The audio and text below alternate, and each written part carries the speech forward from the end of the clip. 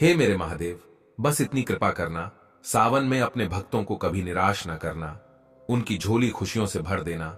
Like जरूर करें। दोस्तों, सावन के सोमवार और ये व्रत काफी महत्वपूर्ण होता है। चाहे कुंवारी लड़कियां हों, सुहागने हो, पुरुष हो, लड़के हों, सभी अपना मनचाहा साथी पाने के लिए भोले बाबा से प्रार्थना करते हैं। जो आध्यात्मिक अवसर खोजते हैं उनके लिए सर्वश्रेष्ठ मौका है। और सभी जो सुहागने होती हैं वो अपने पति की दीर्घ आयु के लिए कामना करती हैं। और सावन में शिव जी की कृपा हो जाए तो मनुष्य का भाग्य बदल जाता है, उसका कल्याण होना निश्चित होता है। लेकिन ऐसा भी कहा जाता है कि इस समय में अगर कुछ बातों का ध्यान न रखा जाए तो शिव जी अपने भक्तों से नाराज हो सकते हैं। सावन का महीना है और 22 जुलाई से सावन शुरू हो रहे हैं और इसका समापन 19 अगस्त को होगा। भगवान शिव का सबसे प्रिय महीना है। आषाढ़ पूर्णिमा के बाद से प्रारंभ हो जाएगा और यह पूरा का पूरा महापर्व भगवान शिव और दिव्य स्त्री ऊर्जा मां पार्वती को समर्पित है।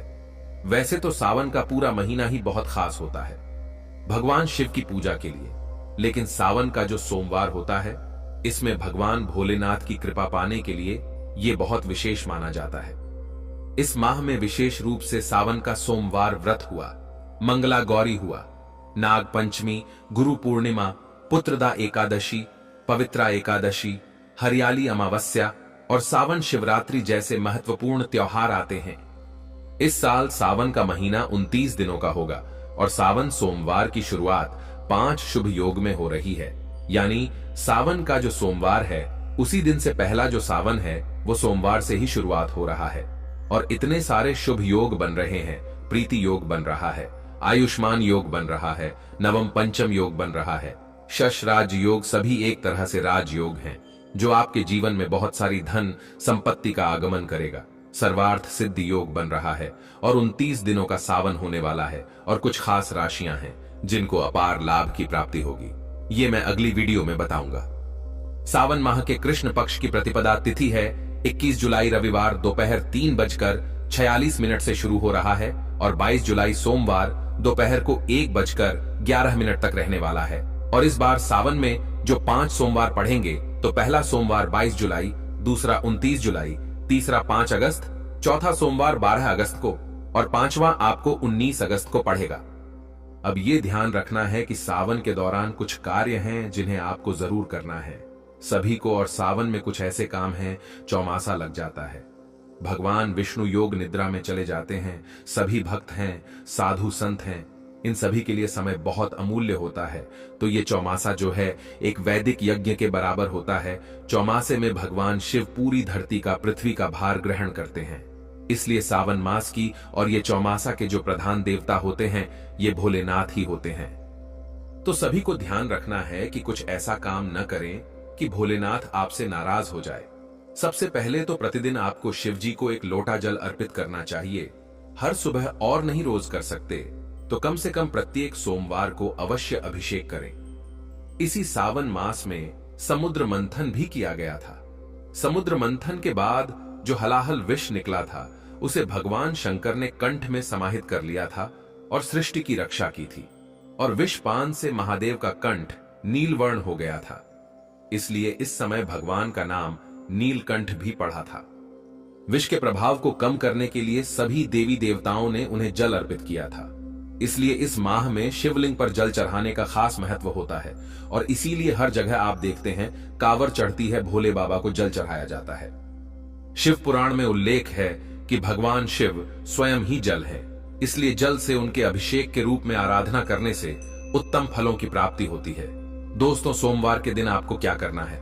प्रत्येक सोमवार को एक काम करना है, लेकिन पहले सोमवार का बता दे रहा हूं। आपको एक विशेष चीज इस बार आपको अपने जल के लोटे में डाल लेनी है। क्या करना है?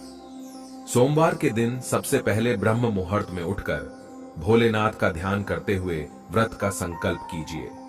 फिर स्नान करके साफ सुथरे वस्त्र धारण करें। भगवान सूर्य देव को एक लोटा जल अर्पित करें। इसके बाद आप चाहें तो किसी मंदिर जाकर के या घर में ही जल से भरा लोटा लेकर के शिव जी का अभिषेक कीजिए। कौन सी शिवलिंग का अभिषेक करना चाहिए?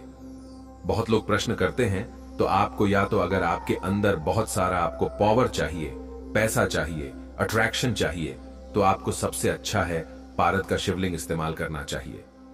अगर आपको लक्ष्मी प्राप्ति की इच्छा है, आपके घर में कलह ज्यादा है, क्लेश से मुक्ति चाहिए, शांति चाहिए, डिप्रेशन में आपके घर के लोग रहते हैं, तो आपको घर पे स्फटिक का शिवलिंग स्थापित करना चाहिए। और अगर आप चाहते हैं कि नॉर्मल सब कुछ एक काम इंसान के लिए नर्मदेश्वर शिवलिंग सर्वश्रेष्ठ होती है, वो भी स्थापित कर सकते हैं। जो भी शिवलिंग आप स्थापित करेंगे, कोशिश करें अभिमंत्रित हो, उसमें एनर्जाइज्ड हो, वो और आपके अंगूठे के बराबर होनी चाहिए। शिवलिंग का आपको इस दिन, या फिर अगर आपके पास शिवलिंग नहीं है तो पार्थिव शिवलिंग कुछ लोग सिर्फ मिट्टी से बनाना बता देते हैं। इस तरह से नहीं बनाया जाता है। पार्थिव शिवलिंग बनाने की एक विशेष विधि होती है, आपको वैसे बनानी चाहिए या फिर बेस्ट होता है। अगर आपके पास कोई शिवलिंग नहीं है और तो आप जाके घर के आसपास जो भी शिव मंदिर हो वहां पर आप जल अर्पित कर सकते हैं, रुद्र अभिषेक कर सकते हैं। लेकिन आपको लौटे का जो जल है उसमें आपको इस बार एक विशेष काम करना है जो मुहूर्त है। 5 राजयोग बन रहे हैं। इन सब के नाम लेकर के आपको 5 बेल पत्र लेने हैं। कटे फटे बेल पत्र ना हो, इस बात का आप ध्यान रखें। सुंदर बेल पत्र और नहीं तो चांदी के बेल पत्र आप यूज कर सकते हैं। छोटे अभिमंत्रित किए हुए चांदी के बेल पत्र होने चाहिए और इसके बाद आप बेल पत्र के ऊपर आप चंदन छिड़क लीजिए। छोटे बेल पत्र हैं तो सिर्फ चंदन छिड़क लीजिए। बड़े बेल पत्र है तो आप उस पे ओम नम शिवाय लिख सकते हैं और श्री लिख सकते हैं, राम राम लिख सकते हैं। इस प्रकार से आपको चंदन से कुछ अच्छे अक्षर लिखने चाहिए। इसके बाद एक तांबे के लोटे में जल भरना चाहिए।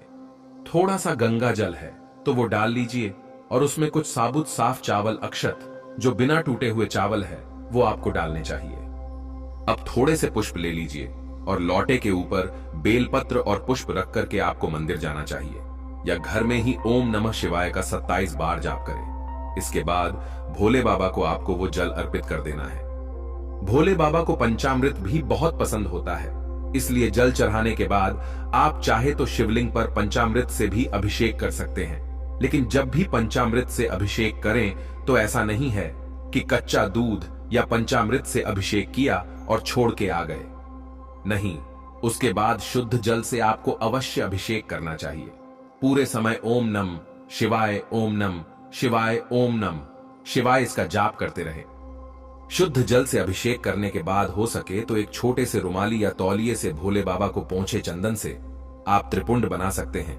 जनेऊ अर्पित करें, पुष्पों से श्रृंगार करें, फल चढ़ाएं, बेल पत्र से श्रृंगार करें, बेल पत्र चढ़ाए, भांग, धतूरा, आंकड़े के पुष्पों की माला चढ़ाइए और रुद्राक्ष आदि की माला आप अर्पित कर सकते हैं। थोड़ा सा शहद इस दिन आपको अवश्य अर्पित करना चाहिए। अगर आप चाहते हैं आपके रिलेशंस मधुर हों तो आपको थोड़ा सा शहद भी अर्पित करना चाहिए और धूप दीप करें। फिर वहीं बैठ करके आप चाहें तो शिवलिंग अष्टक का पाठ करिए, पंचाक्षर स्तोत्र का पाठ करिए, शिव तांडव स्तोत्र का पाठ कर सकते हैं, शिव जी की चालीसा पढ़ सकते हैं और आप चाहें तो किसी पंडित जी के द्वारा रुद्राष्ट्र का पाठ भी कर सकते हैं। फिर रुद्राक्ष की अगर आपके पास अभिमंत्रित माला है, संस्कारित माला है, तो आपको इससे 108 बार महामृत्युंजय मंत्र का जाप करना चाहिए। ओम त्र्यंबकम यजामहे सुगंधिम पुष्टिवर्धनम उर्वारुक में बंधना मृत्युमुक्षि मामृताद। इस प्रकार से जाप कीजिए। इस दिन महामृत्युंजय मंत्र का जाप करना सर्वश्रेष्ठ माना गया है। और अगर मंदिर में पूजा कर रहे हैं आप तो घर में आकर के आपको भगवान शिव की प्रतिमा हो, कोई फोटो हो या घर के ईशान कोण में एक दीपक ओम नमः शिवाय बोलते हुए जरूर जलाना चाहिए। और अगर फोटो आदि मूर्ति आदि है तो उन्हें तिलक लगाकर पूजा अवश्य करें, थोड़ा सा भोग अर्पित करें। अंत में अगर आप चाहें तो श्रावण माह के सोमवार के व्रत की कथा भी सुन सकते हैं और श्रद्धा पूर्वक भगवान शिव की आरती करें। शीश दंग अर्ध अंग पार्वती सदा विराजित कैलाशी नंदीवंगी निरत करत है गुण भक्त शिव के दासी। इस प्रकार से आरती करें। भोले बाबा की उनसे आशीष मांगे, प्रसाद वितरण करें, क्षमा प्रार्थना करें कि जाने जाने कोई भूल चूक हुई है तो प्रभु आप मुझे क्षमा करें। दोस्तों, आशीर्वाद मांगे अपने लिए, अपने परिवार के लिए, अपने रिश्तों के लिए और यह बहुत शुभ माना जाता है। हो सके तो इस दिन व्रत रखना चाहिए। व्रत कैसे रखा जाता है? शिव जी का व्रत 3 प्रहर का रखा जाता है और संयम रखना चाहिए। हर प्रकार का संयम रखें। आत्मचिंतन का समय होता है, ध्यान का समय होता है तो ध्यान का अभ्यास करें। इस पवित्र अवधि जो सावन का महीना है, ये पवित्र अवधि अपने आत्मनिरीक्षण, आप जीवन में क्या कर रहे हैं, क्या करना चाहते हैं अपने आध्यात्मिक विकास की ओर आपको ध्यान देना चाहिए। चौमासा होता है। सावन में तो दैव्य मार्गदर्शन लेना चाहिए। अपने गुरु, अपने ज्योतिष जो भी हैं, उनके संग उनका संग करें। याद रखें, सावन आध्यात्मिक कायाकल्प का अवसर है। परमात्मा से जुड़ने का समय है। तो भगवान शिव की कृपा आप सब पर बनी रहे और सावन के पवित्र महीने में आध्यात्मिक शुभता और शुद्धता इसको बनाए रखने के लिए कुछ चीजों से बचने की भी सलाह दी जाती है। एक तो सावन में जहां तहां निवास नहीं करना चाहिए। कीड़े मकोड़े बहुत ज्यादा निकलते हैं, घर में नकारात्मकताएं बाराच जाती है। तो इस मौसम में अपने घर को हर समय साफ सुथरा आपको रखना चाहिए। कूड़ा कचड़ा नहीं इकट्ठा करके रखना चाहिए। सुबह शाम आपको सुगंधित धूप करनी चाहिए। इससे एक तो घर का वातावरण पवित्र रहता है और कम से कम ओम नम शिवाय का कम से कम 11 माला का या एक ही माला कीजिए सच्चे दिल से, पर आपको जाप अवश्य करना चाहिए। सावन के पूरे महीने में आपको सात्विक भोजन करना चाहिए। भूल से भी मांस, मछली, अंडा, लहसुन, प्याज, मदिरा आदि किसी भी प्रकार के मांसाहार, नॉनवेज हुआ, ड्रिंक आदि हुई, नशे की चीजें हुई, इससे आपको परहेज रखना चाहिए। व्रत के दिन फलाहार करना चाहिए, ये श्रेष्ठ होता है। नहीं कर सकते तो कम से कम एक समय सात्विक भोजन करें। भोजन बनाए भी तो पूरी शुद्धता के साथ आपको देशी घी में या सरसों के तेल में ही भोजन बनाना चाहिए। और जो लोग फलाहार करते हैं या वो लोग एक समय सात्विक भोजन भी कर सकते हैं। गलत भोजन तामसिक माना जाता है और यह आध्यात्मिक विकास में बाधा बनता है।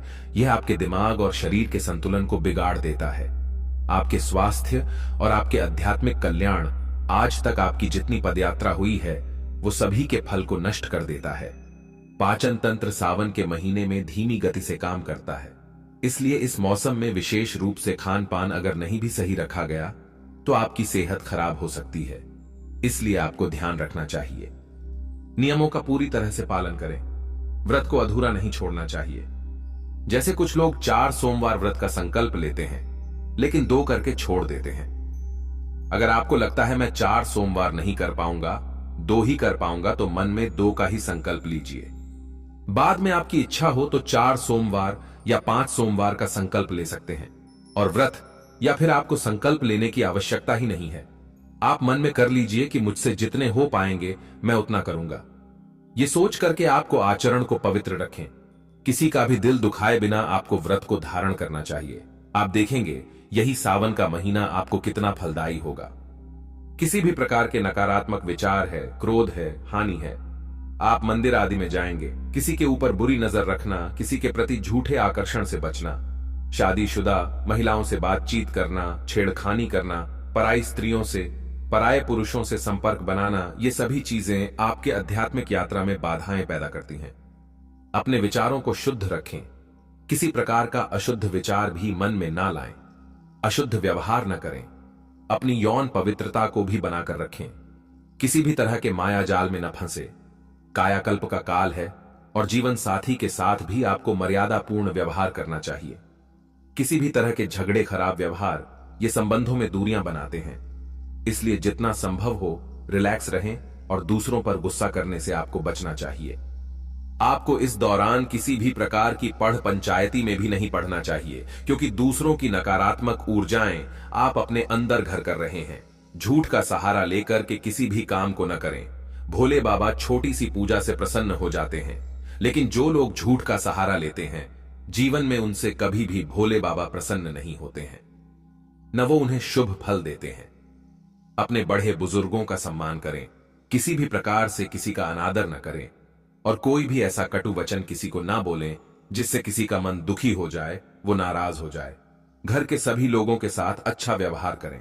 पुरुषों को चाहिए कि स्त्रियों का सम्मान करें और स्त्रियों को भी चाहिए कि पुरुषों को अनाप शनाप न बोलें। अपने घर से हर प्रकार की नकारात्मकताओं को दूर रखें। इस महीने में शादी ब्याह जैसे शुभ काम करने का लगन नहीं होता। बहुत सी शादीशुदा महिलाएं इस समय इसीलिए अपने मायके भी चली जाती हैं ताकि इस अवधि में ब्रह्मचर्य के व्रत का पालन करना चाहिए।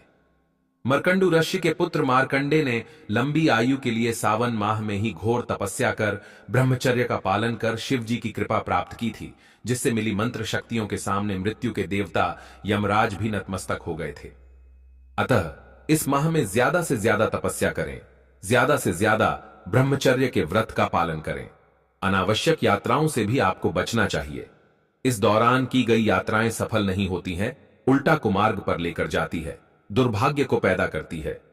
इसलिए कोशिश करना चाहिए कि श्रावण के महीने में आप यात्रा कम से कम करें। और एक अवधि है जिसको आपको मर्यादापूर्ण तरीके से बिताना चाहिए।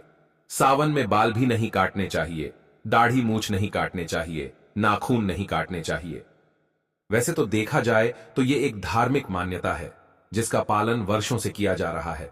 और किसी भी मान्यता की जब शुरुआत हुई तो उस समय जो चलता था, उस समय के काल प्रसंग और स्थितियों को देखकर की जाती थी। तो साइंटिफिकली तो मुझे आज तक ये बात समझ नहीं आई, लेकिन कहा जाता है कि गुरु ग्रह थोड़े कमजोर हो जाते हैं, इसलिए नहीं करना चाहिए। बाकी पहले जमाने में मुझे लगता है कि पर्याप्त लाइट नहीं थी और प्रॉपर उपकरण भी नहीं थे।